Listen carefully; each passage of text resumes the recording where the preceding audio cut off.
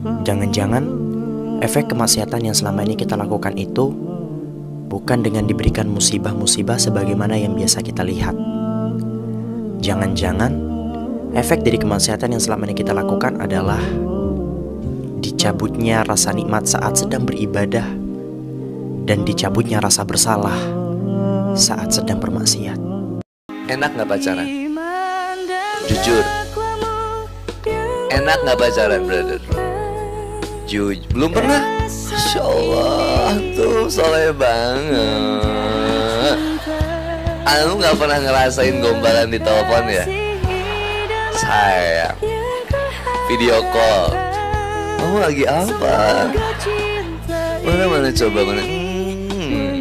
Pengen cubit bibirnya. Cium dulu, sayang, cium dulu. Nggak pernah ngerasain itu.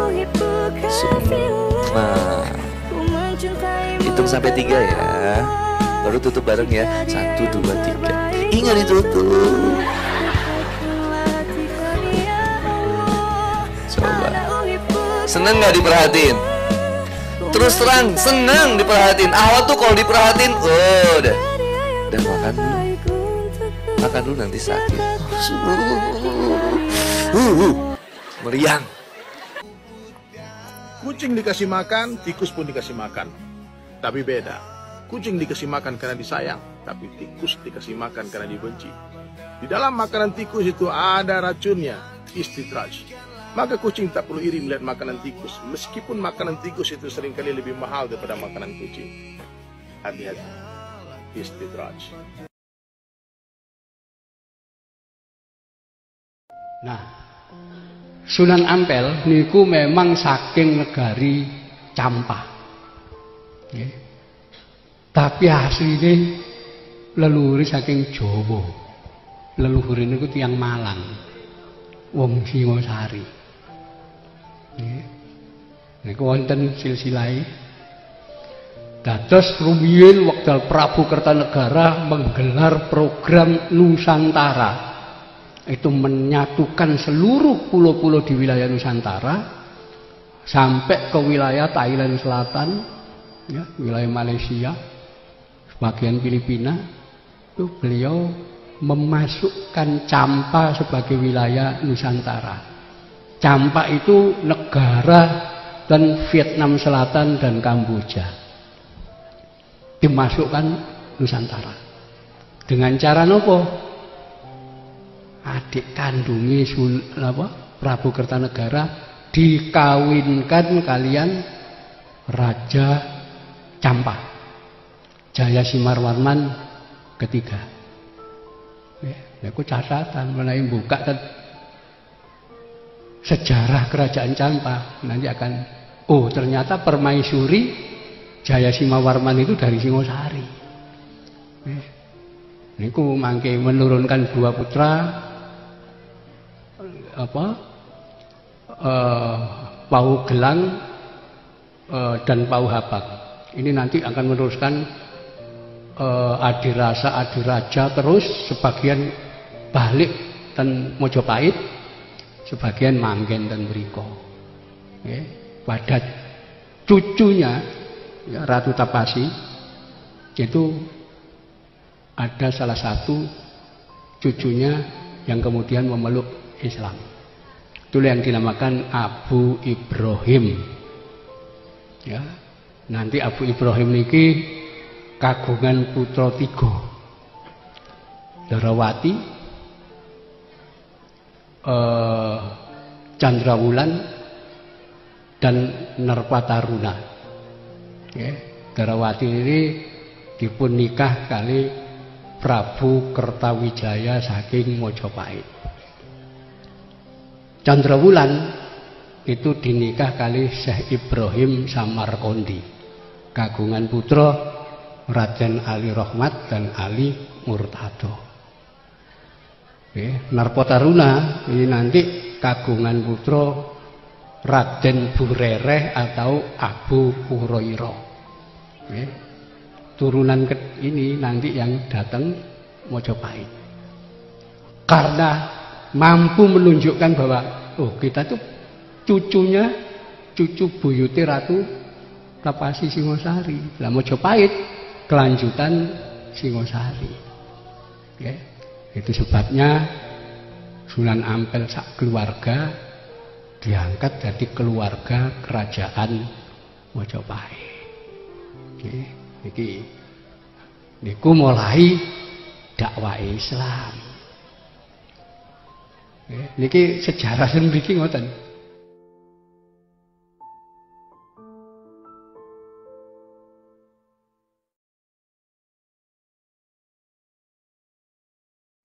Kadang fenomena orang-orang hijrah, mereka merasa lebih baik daripada yang tidak hijrah. Tadi kita katakan hijrah ini telah mengalami penyempitan makna, peorasi. Hijrah ini formalistik saja. Ketahuilah bahwa kalau cara beragama kita sangat formalistik, kita lupa akan substansi, maka cara beragama kita ini kering, tanpa makna, nirmakna. Dan nanti apa yang terjadi? Akan ada pemutlakan pendapat atau pemutlakan paham yang menganggap pendapat kita paling benar, sementara itu kita mempersetankan pendapat yang lain.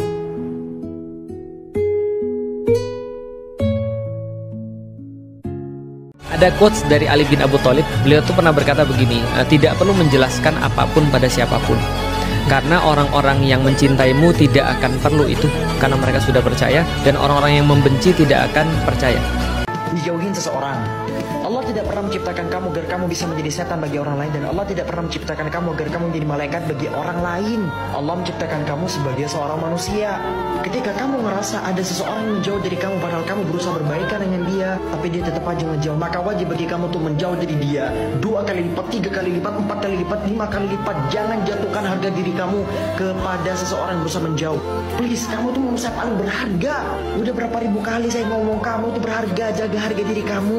Apalagi kalau udah masuk dalam konteks percintaan, kamu benar-benar jatuh cinta tapi harga diri kamu diinjak-injak. Sekalipun perasaan kamu bergejolak, tapi kamu punya akal untuk menjaga harga diri kamu dari orang-orang yang berusaha menginjak-injak perasaan kamu. Cinta itu mulia, tapi belum tentu yang dicinta itu juga mulia. Yang dicinta memang baik di rupa, tapi buruk. Senenge wong ngaji toriko niku lak ngeten. Kita mboten maca, mek maca niku gampang. Kita ilmu toriko, ilmu tasawuf niku angelan ilmune tinimbang nglakoni. Kita mergo napa? Ilmune wong tasawuf, wong toriko niku, ya, niku nganggo isyarah. Lelakone gak usah macem-macem, sing penting ayo ditemeni, ayo krana Allah. Titik. Siji mek ilmu syariat. Kita ilmu syariat niku siji. Gampang napa? Gampang ilmune, angel lelakone. Makane sampeyan mek ngaji ilmu zahir, mboten enten. Nggih ta? Mek sampeyan mboten dimanjakno nggih digebuki neraka dosa kon. Nggih ta? Hati-hati kon wedi kabeh. Nggih ta? Iku beda. Nggih, pun. Wong nek nemu cilaka niku mesti gara-gara kelakuane dhewe, diwales sangka kelakuane dhewe, akibat sangka kelakuane dhewe. Wa ma asabakum mim musibatin fa bima kasabat aidi. Nanging didhawuhi Gusti Allah wa ya'fu an katsir. Ning pirang-pirang kesalahane makhluk, kesalahane menungso niku sing di ngapura dening Gusti Allah. Tegese salah ya salah, tapi ora diwales. Ya niku pirang-pirang. Nggih. Ngantek ana sing dawuh kok umpama menungso iki kok ora dimurai pengapuran saka ngarsane Gusti Allah. Wis suwe menungso iki ora ana ning alam donya, wis musnah. Wis suwe ora ana menungso ning alam donya, mergo apa? Kesalahane pirang-pirang. Saben salah gejlik ya modar wingi-wingi pun awake dhewe niki. Entek biyen-biyen menungso iki nek anggere salah gejlik lah untuke kok Gusti Allah niku ya'fu angkah. Pirang-pirang menungso iku salah ora diapak-apakno, padahal salah ora diapak-apakno. Nggih. Wah, jenengan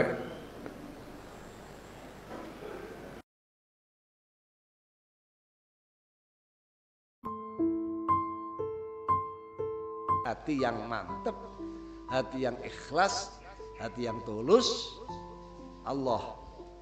Yang Allah membuat dia alim dalam sekejap, walaupun tidak pernah ngaji, tapi karena punya dasar khidmat.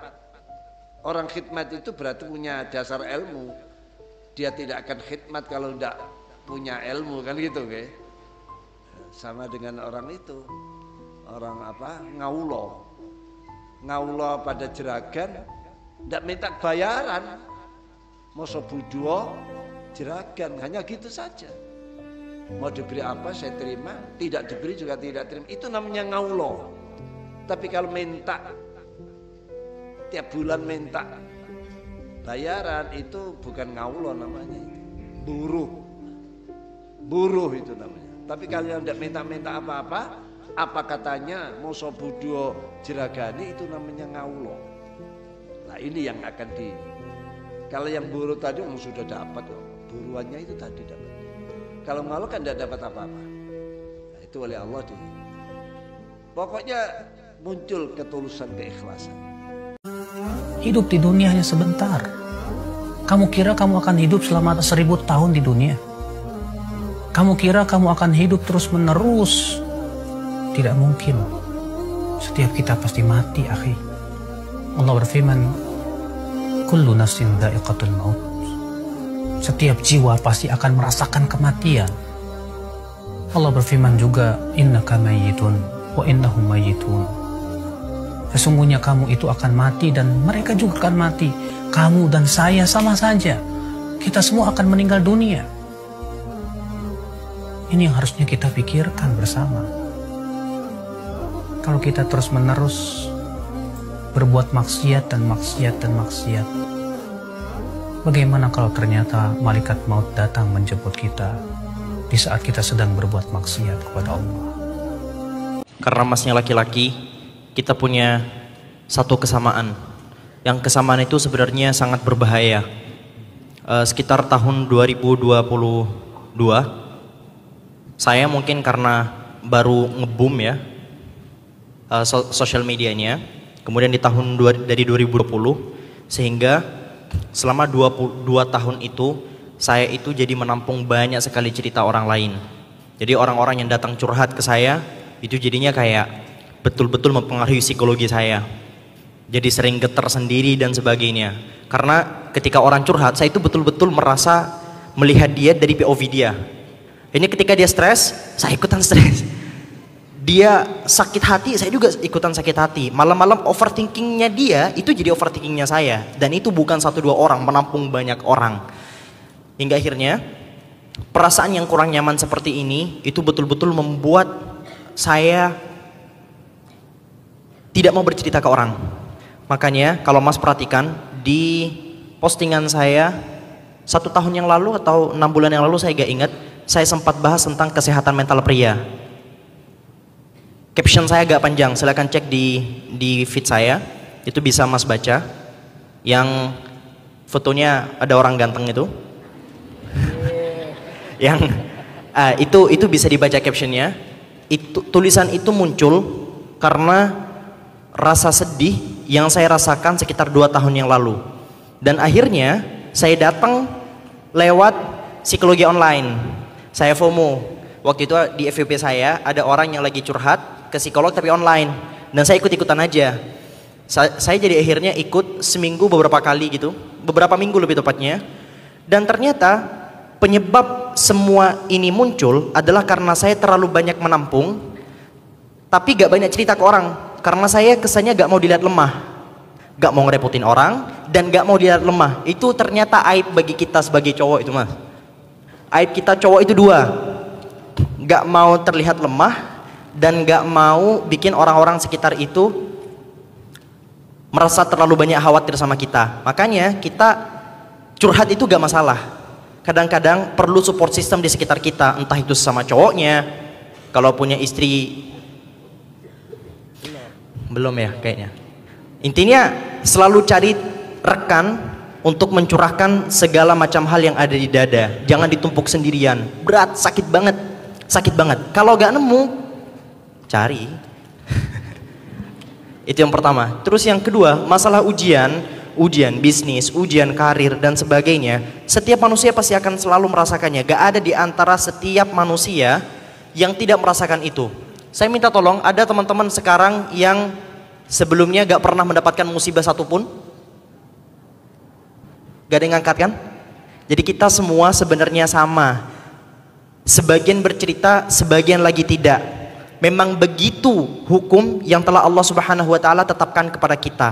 Sekarang pertanyaannya, ketika kita mendapatkan musibah, ketika kita mendapatkan bala, ketika kita menghadapi bencana, apakah bencana itu merupakan hukuman dari Allah? Jawabannya bisa saja iya, bisa saja tidak. Bisa saja iya, karena memang sebagai bentuk hukuman. Kita mungkin selama ini terlalu banyak mendurhakai Allah, menyalahi perintah-perintahnya, dan itu mari kita jadikan sebagai muhasabah. Kita jadikan itu sebagai bahan introspeksi diri.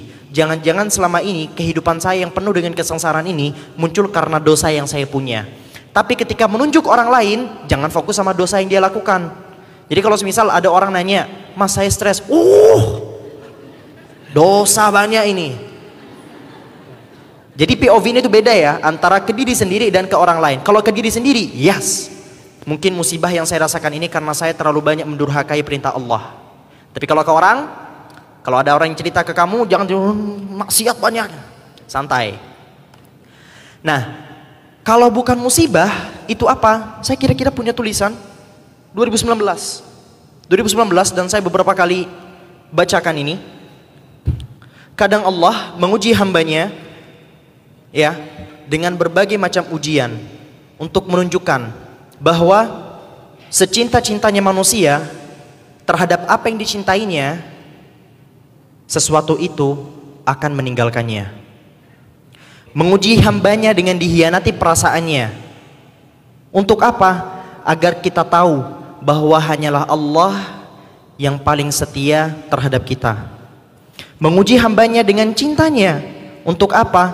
Agar kita tahu bahwa Allah selalu ada untuk kita kapanpun itu. Ingatlah bahwa setiap ujian, musibah, cobaan itu tidak melulu bermakna azab. Musibah, ujian, cobaan itu tidak melulu bermakna azab. Karena terkadang ujian, cobaan, dan azab itu merupakan cara Allah Subhanahu wa ta'ala untuk memperbaiki jalan kita yang bengkok agar lurus. Karena mungkin kalau kita selalu diberikan kenikmatan, kita jadi lupa untuk bersandar kepada Allah yang maha disandarkan. Ya kan? Kita selalu diberikan kenikmatan luar biasa. Biasanya orang itu kalau diberikan banyak kenikmatan, dia akan lupa terhadap sosok yang telah memberikan dia nikmat. Makanya kita diberikan ujian, dan dengan ujian itu kita jadi banyak meminta kepada Allah, kita jadi banyak mengeluh kepada Allah. Makanya salah seorang ulama itu pernah menyebutkan, ketika aku menghadapi satu musibah, ketika aku menghadapi satu ujian, dan ujian itu tidak lepas dariku, setidaknya aku menjadikan Allah sebagai yang terdekat bagiku. Jadi ketika kita menghadapi ujian dan ujiannya gak selesai-selesai, setidaknya aku menjadikan Allah sebagai yang terdekat bagiku, sebagai wasilah untuk menghancurkan berbagai macam gundah gulana yang ada di hatiku.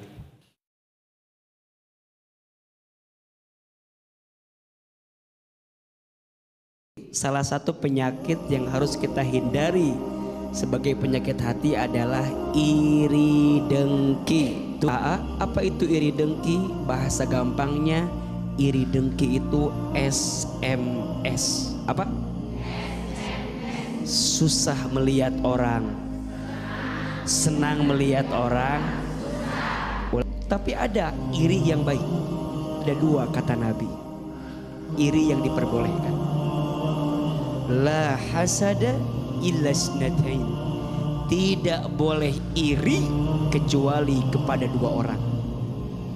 Satu, boleh iri kepada orang yang diberikan ilmu, yang dengan ilmunya menjadi amal yang baik di hadapan Allah.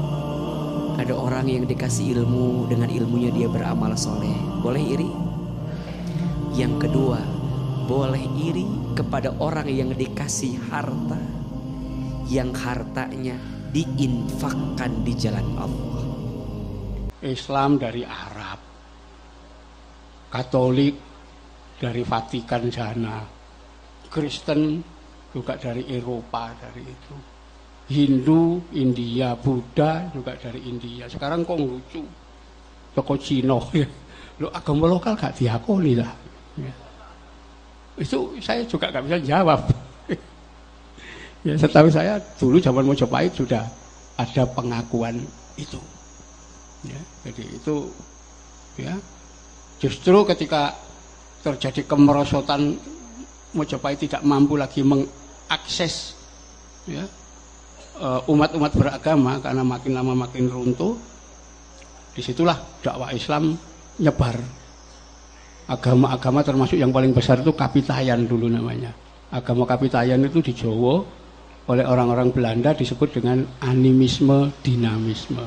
Bukan, itu agama Kapitayan ya, agama Sunda Wiwitan. Itulah jadi ajang dakwanya Wali Songo ya, diislamkan dan kemudian jadi Islam Nusantara ini ya.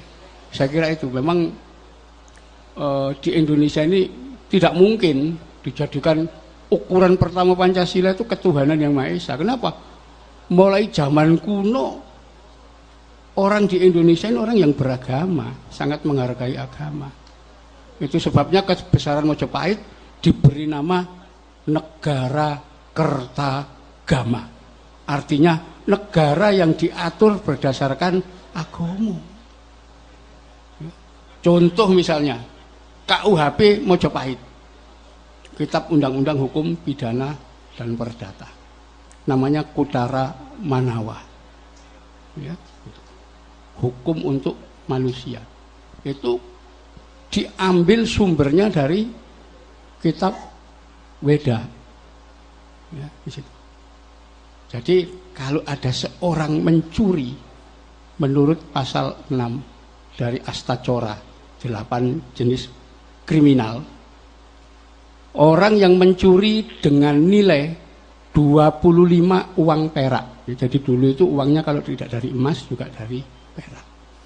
Kalau ada orang mencuri 25 perak nilainya, tangannya dipotong oleh pergelangan ya, jadi jangan dianggap itu hukum Islam potong tangan. Enggak, zaman Mojopahit dipotong tangan pencuri itu ya.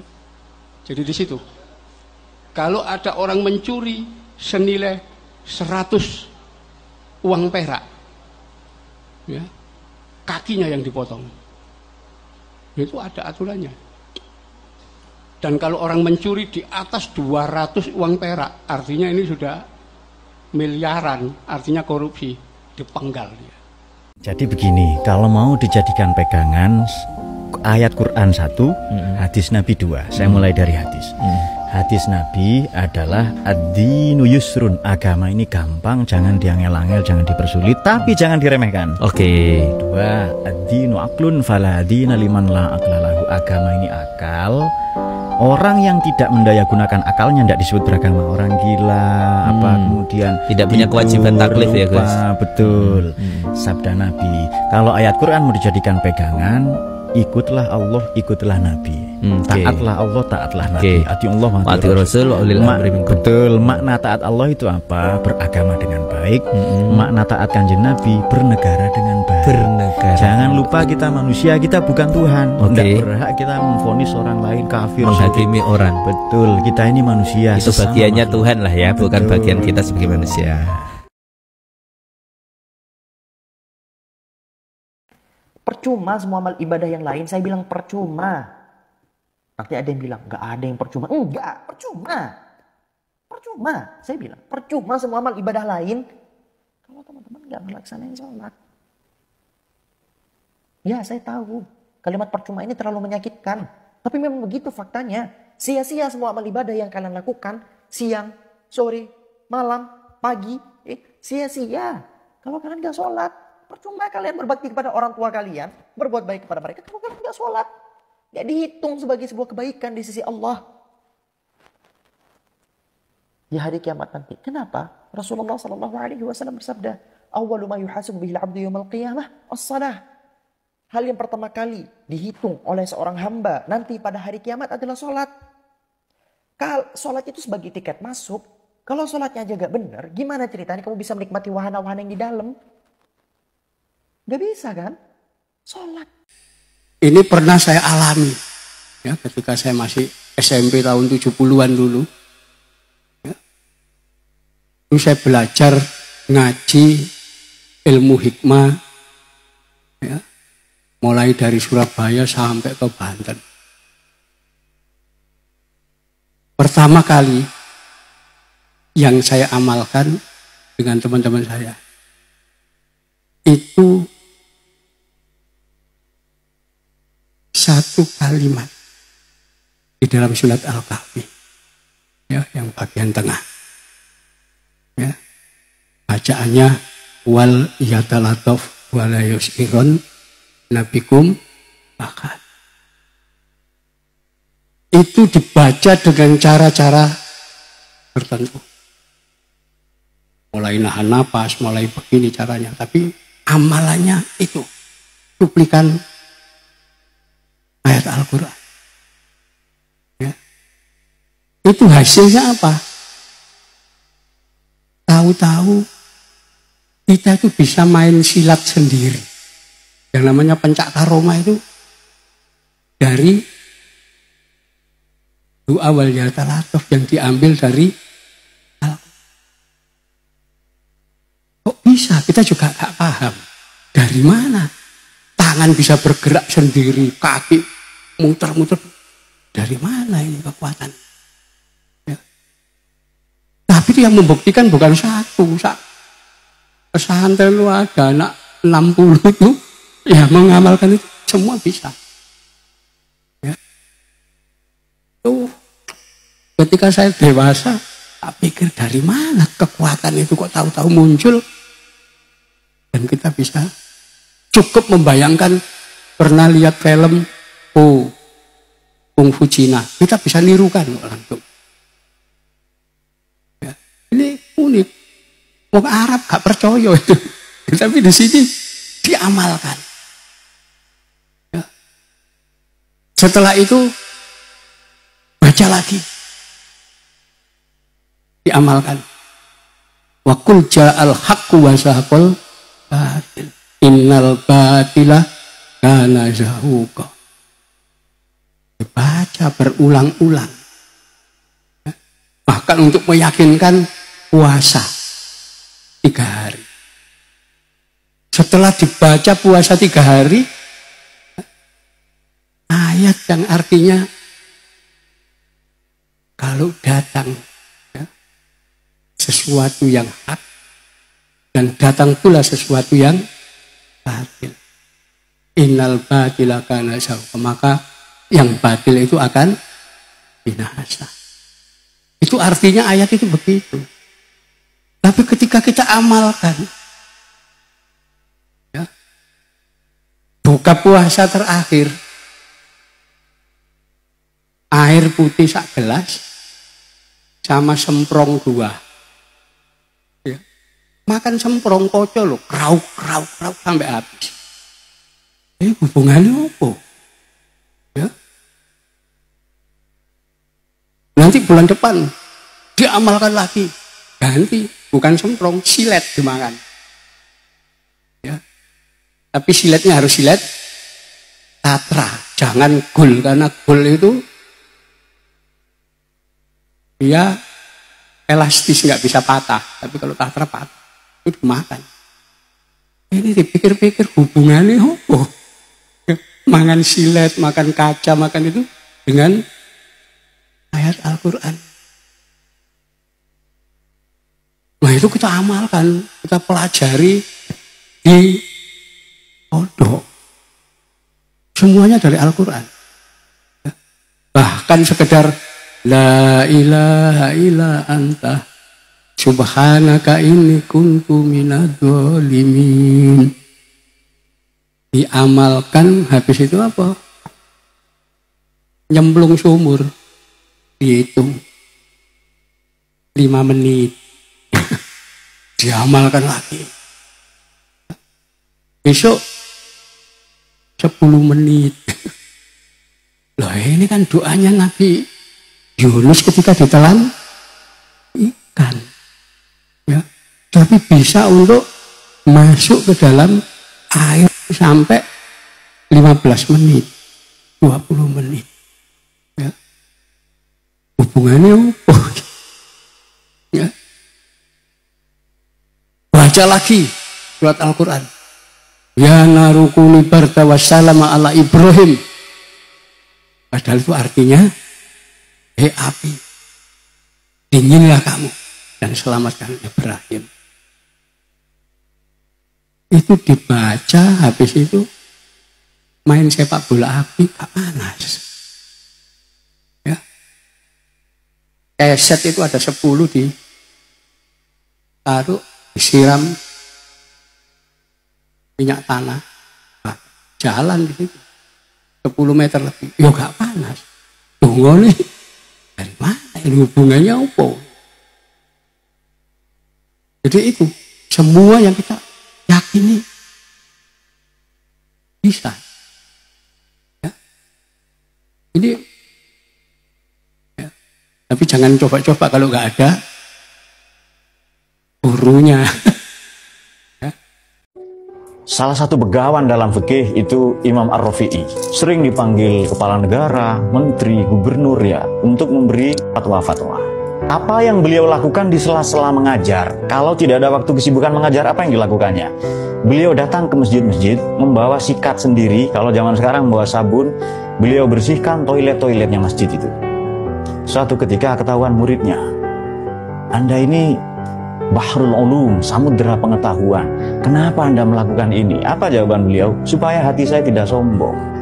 Orang di mana-mana memanggil, memuja saya, menghormati saya.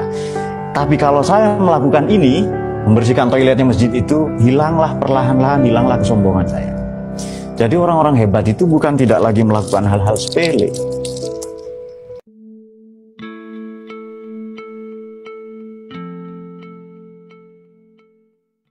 Berapa kali Anda seminggu ziarah kepada ibu bapak Anda?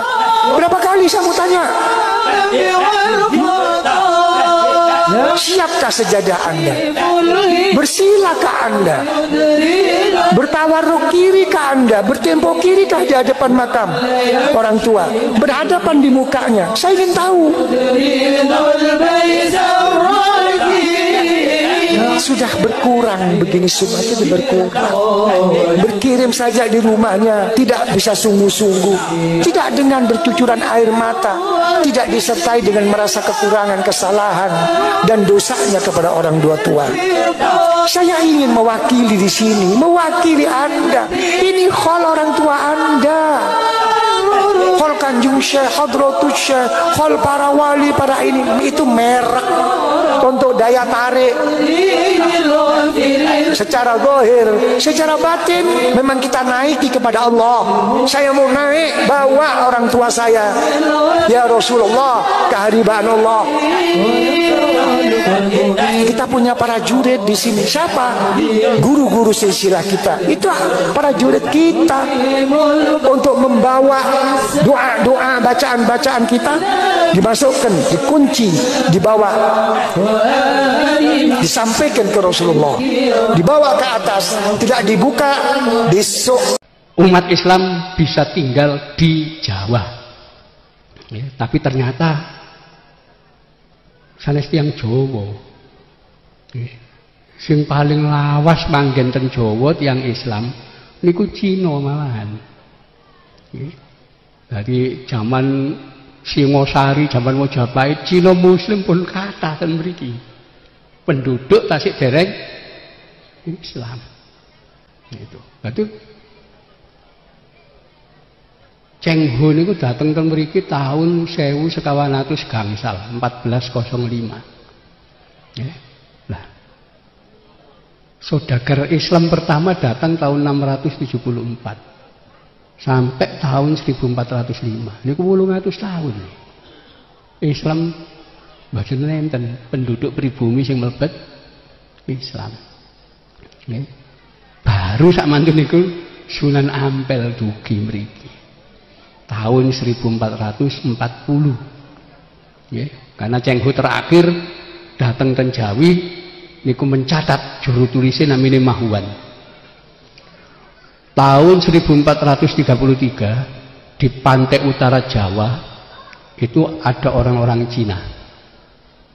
Semuanya Muslim. Nggih.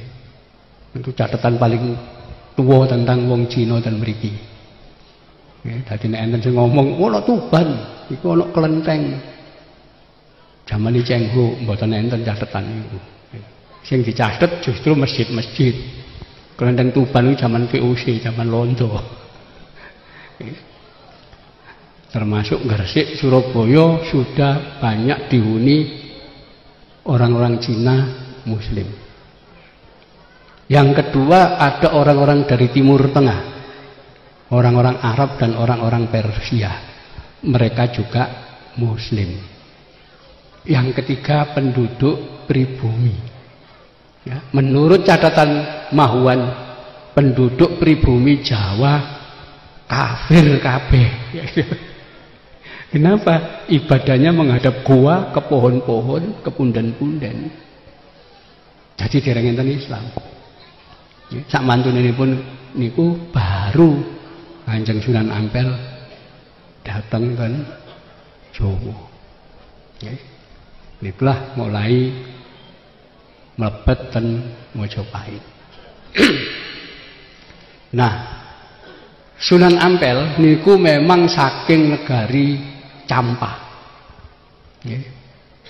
Tapi asline leluhur saking Jawa. Leluhur niku tiyang Malang. Wong Singosari. Nggih. Niku wonten silsilahe.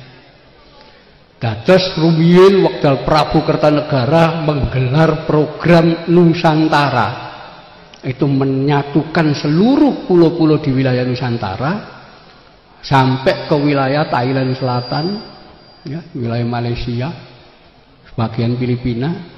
Itu beliau memasukkan Campa sebagai wilayah Nusantara.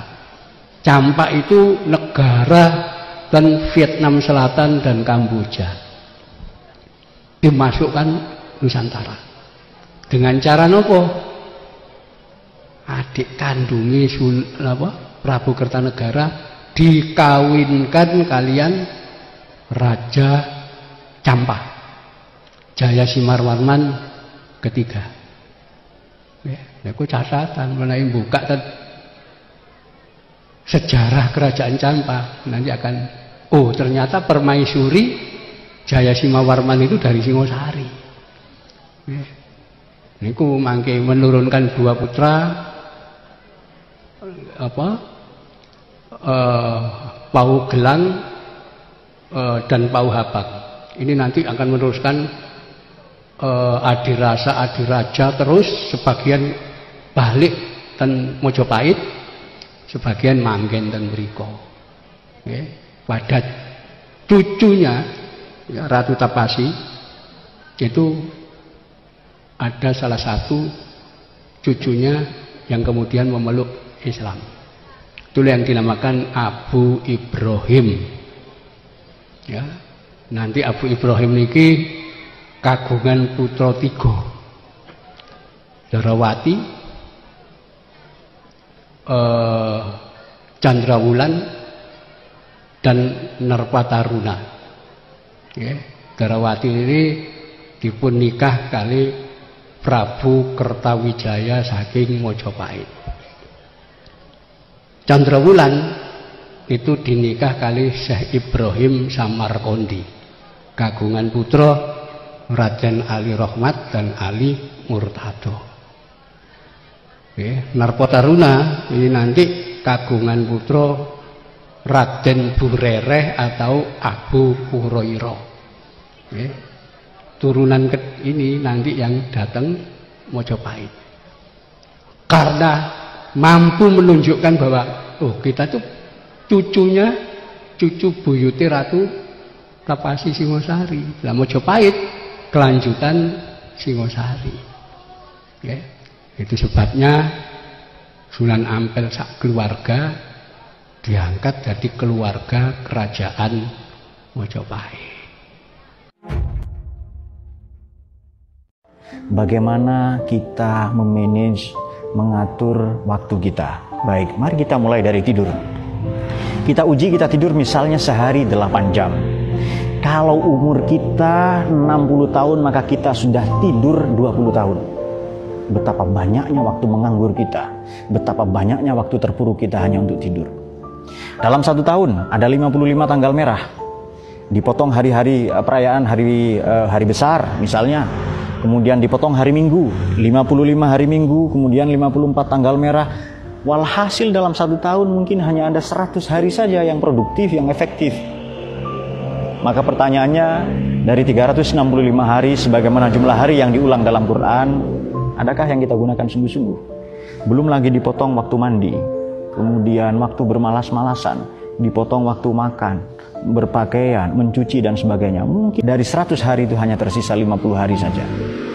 Artinya setiap orang ini harus sungguh-sungguh memanfaatkan asar hidupnya, waktu hidupnya yang sangat berkualitas. Kalau tidak, waktu sungguh-sungguh akan menghunusnya, mengancamnya, dan tidak bisa kita kembali, tidak bisa kita putar lagi. Oleh karenanya siapapun yang kehilangan waktu dalam hidupnya, maka dia sudah kehilangan dirinya, kehilangan modal terbesar dalam dirinya. Catatan yang tidak kalah penting pula dalam kita memanage waktu, selain mengatur tidur, kita harus punya waktu-waktu efektif, waktu-waktu yang efisien untuk kita mengajar, membaca, mendidik, waktu-waktu yang berkualitas untuk keluarga. Jangan hanya karena urusan dunia, jabatan, pekerjaan, reputasi, status-status palsu, kita lantas mengabaikan waktu-waktu yang produktif yang hendak kita persembahkan kepada Tuhan, kepada Allah Subhanahu wa taala sebagai bekal kita kembali ke akhirat kelak. Oleh karena itu, mari kita rencang, kita atur lagi waktu kita itu seharusnya kita gunakan untuk apa. Allahumma sholli ala sayyidina Muhammad. Ben mari sembayang maca surat Alam Nasroh ping 40. Pirang dina Pak gak suwe-suwe.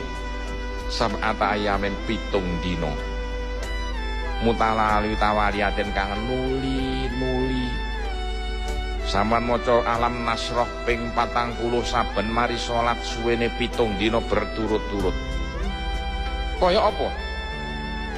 Miturut dawuh iki diterangno agnamu bakal paling kesugihan lu ing man sapa Allah bila syakin tanpa kemamangan wala syubhatin lan ora bakal syubhat. Jangan lupa terjemahan Quran bukan Quran ya. Terjemahan Quran itu bukan Quran, tafsir itu bukan Quran. Tidak sakral, debatable, sangat mungkin kita bantah. Sangat mungkin diperdebatkan. Artinya ia mungkin kontekstual di satu zaman, tetapi tidak lagi kontekstual di satu fase atau masa atau peradaban yang lain. Mungkin dulu mutamatik, relevan, mutobik, cocok ya. Tapi di zaman sekarang belum tentu. Ini berlaku teorinya Fazlur Rahman, teori double movement ya. Gerak ganda. Kalau mau paham Quran, kembali ke konteks di mana Quran turun, asbabun nuzul atau asbabul wurud kalau hadis. Lalu kita lihat konteks kita saat ini. Nanti ketemu jalan tengah, win-win solution itu. Oh, ternyata konteksnya beda misalnya. Dulu fakku rokobah adalah membebaskan budak. Sekarang tidak ada. Rokobah itu kan artinya membelenggu. Membebaskan belenggu apa? Kebodohan, kemiskinan, buta aksara. Itu yang dibebaskan zaman sekarang. Itu loh maksud saya. Demikian pula fikih. Mahram, jangan bilang muhrim ya, seperti orang yang tidak pernah sekolah. Sekolah di pondok maksud saya. Muhrim itu orang yang ihram. Jangan deket-deket, bukan muhrim.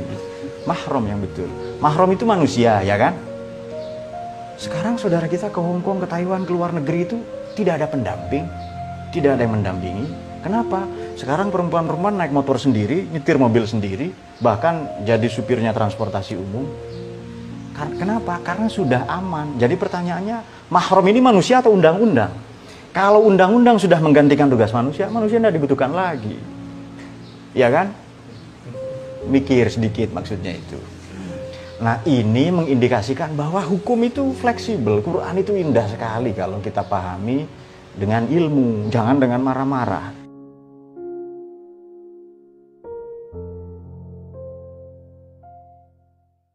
Pengen uripmu bahagia, wis trimo ditak takdir apapun. Nggak usah melawan arus.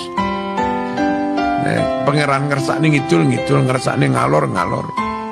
Dan nerima kehendak Allah itu benar-benar kunci kebahagiaan. Orang terima menerima takdir Allah itu loh kunci kesengsaraan. Orang barat atau mungkin yang tidak percaya agama, agnostik ateis, percaya ilmu, kebenaran ilmu. Mereka bisa hafal Quran, menguasai ulumul Quran dan lain-lain. Tapi ilmunya tidak nafi. Nafi itu apa? Enteng mengamalkan. Tahu tahajud, enteng mengamalkan. Tahu sedekah baik, dia gampang mengamalkan. Itu dia. Itu ilmu yang bermanfaat itu. Makanya belajar itu jangan dibarengi maksiat itu. Rasadanilah tarkil ma'asiyah. Mondok sambil pacaran itu kan aneh itu. Yang ngaji ya pacaran ya. Udah jangan pacaran. Kalau waktunya nikah aja nanti.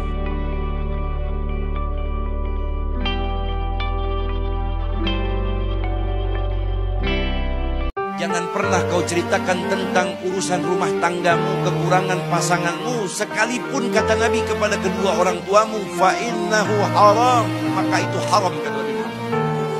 Ketika kau bahagia boleh ceritakan kepada rumah tangga dan keluarga orang tuamu, tapi ketika kau memiliki rumah tangga dan kemudian mendapatkan kekurangan dalam rumah tanggamu, jangan pernah kau ceritakan kepada kedua orang tuamu, sekalipun orang tua saja haram, apalagi orang lain, apalagi tetanggamu, apalagi sahabatmu, kau ceritakan kekurangan istrimu, kau ceritakan tentang kekurangan suamimu. Nabi berpesan haram, dan itu apabila terjadi awal daripada kerusakan dan kehancuran rumah tangga, kata Rasulullah.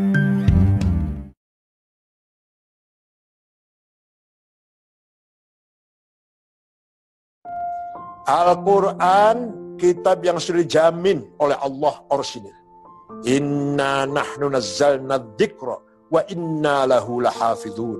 Saya turunkan Al-Quran, az-zikr ini, dan saya jaga ila yaumil qiyamah, tidak akan rusak, tidak akan berubah. Beda dengan kitab suci yang lain. Secara ilmiah, bukan karena fanatik agama, para ilmuwan pun semua mengakui bahwa kitab suci yang lain Al-Quran terjadi perubahan. Dari sejarahnya terjadi perubahan. Tapi kalau Al-Quran semua mengakui. Para orientalis pun mengakui. Saya baca Godsiher yang mempunyai kitab Madzhabut Tafsir fil Islam. Ada tafsir dalam Islam itu orientalis dari Belanda mengatakan Quran semuanya orisinil. Semua keluar dari lisannya Nabi Muhammad. Hanya saja orientalis salahnya itu tidak mengakui itu wahyu, tapi itu karangan, gubahan Nabi Muhammad. Tapi semua sepakat bahwa itu keluar dari lisannya Nabi Muhammad. Ya akhirnya saya sampai kepada kesimpulan ya sementara ya tapi insya Allah ini kesimpulan yang sudah mantap dalam hidup saya ya. Yaitu bahwa pada akhirnya manusia ya, itu tidak bisa merancang seluruh masa depannya, tidak bisa. Harus ada ruang ya, yang disediakan untuk apa? Untuk ya berserah diri kepada Allah itu. Ya itulah ajaran agama itu kan, ajaran agama itu adalah ikhtiar juga tawakal itu. Nah aspek tawakal ini loh yang menurut saya sama sekali nggak masuk di dalam algoritma manusia modern ini. Kenapa kita kok ngaji? Aslinya kita ngaji ini kenapa kok kita ngaji? Karena akal ini gak diasah, itu ketul. Orang kok gak pernah ngaji, gak pernah untuk wawasan keilmuan, gak untuk ilmu baru. Orang gak untuk ilmu baru, ketul. Ketul itu tumpul, akal itu tumpul, jadi bodoh. Gak ada yang gak biasa dipikir, no, ketul. Akhirnya ketika akal ketul itu apa ya? Tumpul ya. Ketika akal itu tumpul dengan perubahan yang baru gak mengikuti, hancur. Mulane awake dhewe iki aja sok menghukumi wong sing isih ning dalan. Kula sampeyan iki aja ngantek pisan-pisan ngukumi memvonis wong sing isih mlaku ning dalan. Mergo wong sing mlaku ning dalan iki iso uga rono, iso uga rene, iso uga terus lenceng. Engko sampean ponis wong iku jahanam. Kari-kari kurang sak dzira saka jahanam ngamalno ngamale ahli swarga. Mlebu swarga dawuh Kanjeng Nabi Muhammad sallallahu alaihi wasallam. Kosok wangsule naudzubillah apike ra karuan kurang sak dzira saka swarga dadak nglemeng ning gone jahanam. Naudzubillah.